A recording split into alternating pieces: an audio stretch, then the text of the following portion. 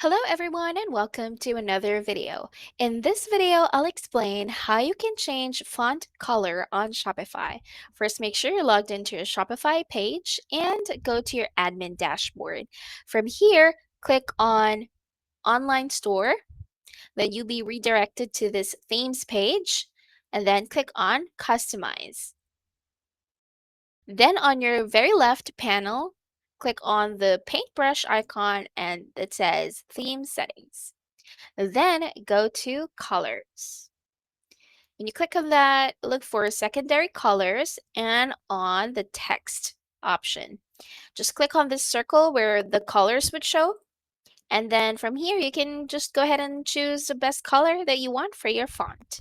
I would say I would use blue.